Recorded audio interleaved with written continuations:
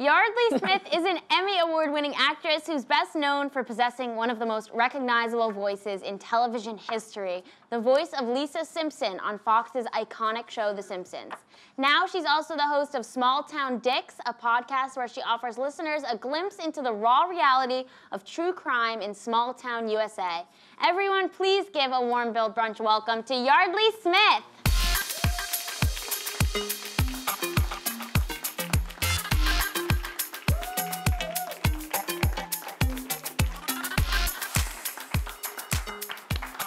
Thanks for being here. Thanks for having me. Welcome. What a pleasure. I just tweeted at you guys. Yes. Oh, yay. We appreciate the Twitter love. I was, props to you for drinking out of a Homer Simpson mug. Oh, yes. That was for you. Thank you. Yes. And where's the food? Because it's brunch. I know. It's a daily complaint. Yeah, we're working on it. Yeah. I want waffles really every day. Seems only fair. I know. Truth in advertising, my friend. I know. We're liars. Great, We're liars. guys. There's some Starburst in the green room. Disappointed Yeardley, guys. Yes, and some Hershey Kisses and a lot of tequila. Yeah, girl. Yeah. See, we got you. Dude. Brunch is also about drinking. Yeah. Hey. Fair enough. Where are the mimosas?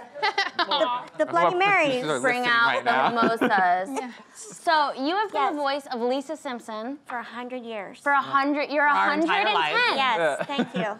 Since 1987. How does that feel? It's extraordinary. Yeah. You know, I read once that the average life of a sitcom is 2 years. Yeah.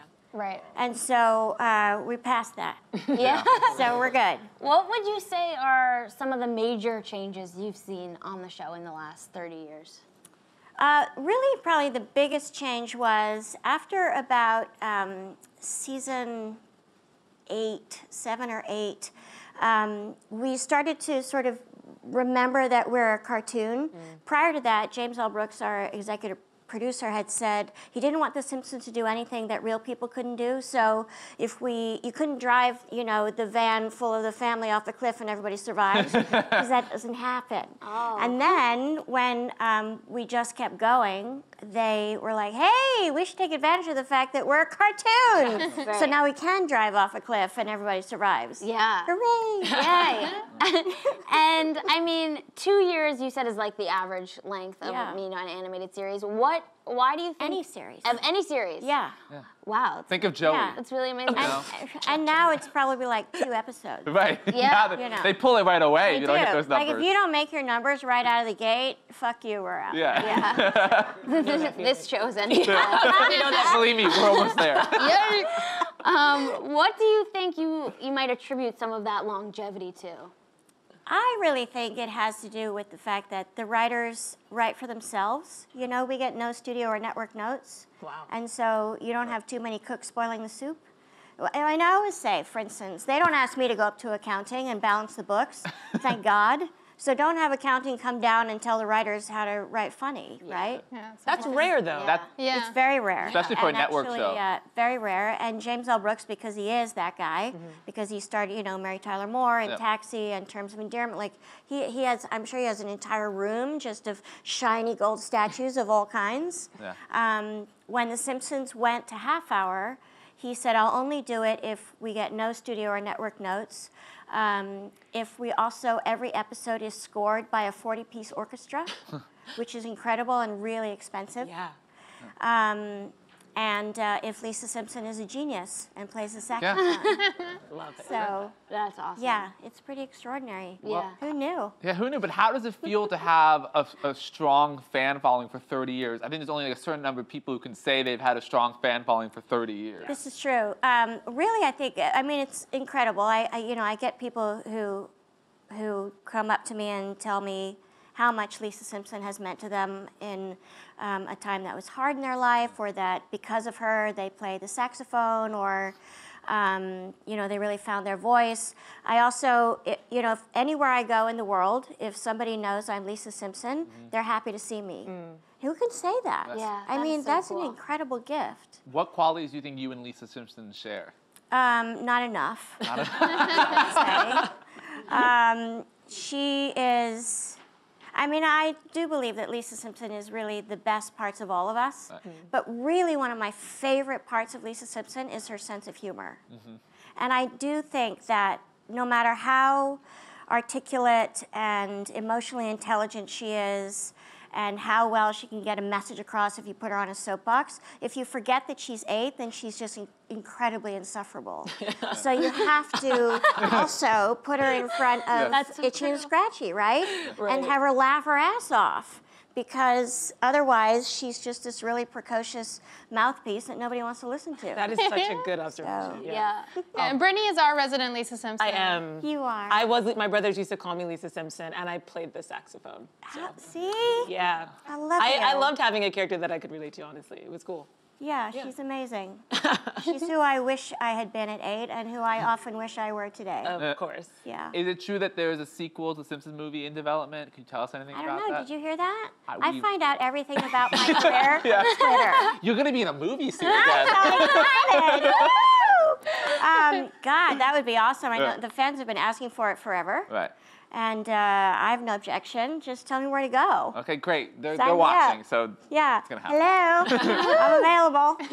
And you also co-created and co-host Small Town Dicks. Could you tell us more about that? Yes, so it's a true crime podcast, and I have to say, even if I didn't co-create and co-host, it's really, really good because all of the cases are told by the detectives who investigated them. So me and my best friend Zibby Allen are the co-hosts, and we co-host again with 2 identical twin detectives, Dan and Dave. And Zibby and we're like you. We're the Greek chorus. We're the audience, so we get to ask all the questions that you wish you could if you had the opportunity. And we file FOIAs for 911 calls and suspect interviews. And our interest in it was that big-time crime is happening in small-town USA all over the place.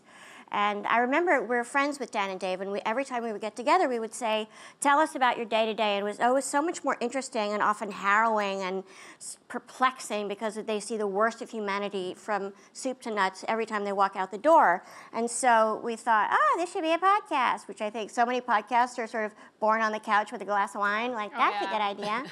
So, but it turned out to be a really good idea, and we really wanted them to tell the story. We didn't want them to tell us the story, and then we would regurgitate it. And I think when we read something in the news or you see it in the paper, you get like this much of the story. But to see how all of the pieces fit together in order for justice to be served is a really extraordinary journey. And every one of these detectives that we've talked to says it's a calling, it's not a job. And while there is a worthy conversation out there about law enforcement abusing their power, indeed, I think for the most part, their law enforcement is doing a really extraordinary job. And there are bad actors in every profession. And there is also a place to show the really good work that's being done by those who care deeply and want to do it the right way. And so that wasn't why we started the podcast, but it's certainly one of the things that's come out of it. And our favorite, we have over 2 million downloads. We're only a year and a half old. Season 4 starts March 15th. We just finished season 3, and we get all kinds of fan mail from law enforcement themselves to say, thank you for telling the story the way it actually happens. It's so gratifying to know that you're doing something well and doing it right and doing right by the people who are in it. So it's really good. I have to say, and it's very, Zibby and I also do the editing. We edit on paper. She does the shaping, and then I'm what I call the flea comb. So I'm sort of the fine-tooth comb because I'm OCD that way. And while we never change the story, we're not dealing with professional storytellers, so we actually, sometimes they put the beginning at the end or the end at the beginning, or like, oh, I forgot to tell you this thing, so we move the puzzle pieces around, but the story is what the story is. And so it's clean. It's like, clean like This American Life, clean and beautiful and curated. So if you're into that, I highly recommend it. Ooh, yeah, we have over 47 episodes, I think, and I'm very, very proud of it. Yeah. That's very And you're doing so many other cool things as well. I know that you have a scripted feature called Gossamer Folds. Yes. Can you tell us a little bit about that? It's a wonderful story. So we just finished shooting in Louisiana, and it's about a trans woman of color in 1986. She befriends a little boy whose family moves in next door. His parents are having marital marital troubles, so they're basically sort of ignoring him. He finds a friend in Gossamer who's living with her dad, and Gossamer is a wonderful designer, and her dream is to get to New York City. And in the 80s, I don't know if you knew, but there was a thing called the ballroom scene, right? So Pose is about that. And Gossamer, though, she's stuck in this tiny town, Kansas-ish, right? And so you have these two wonderful characters who are both misfits and find a way to connect just as friends. And we have Alexandra Gray, who is a trans woman of color, as the star. We had a really wonderful, diverse crew. Our director is Lisa Donato, who is an LGBTQ activist. Jackson Robert Scott, who starred in It, plays a little boy. I have a small part in it because I'm like Hitchcock. I like to pass through the lens in every film I produce. Really, really looking forward to this. We got guidance through GLAAD on how to do it right, and because it's very, very important that, you know, it's me. I'm a white woman, and my other producers are all middle-aged white men. They're like, who the fuck are you telling this story, right? And so we wanted to serve this beautiful story and serve the community that it highlights and do it well. And so I think that we've done that, I hope. And this is a project through Paperclip Limited, yes, which you're a co-founder of. I am, with my partner Ben Cornwell. We've been in business together for about 9 years. Ben herds all the cats, keeps a lot of the plates in the air, and I'm sort of the creative mess. Well, thank you for telling us about that. That's great, and it has been so delightful having you on. Yardley, thanks so much for joining us. Bless your heart.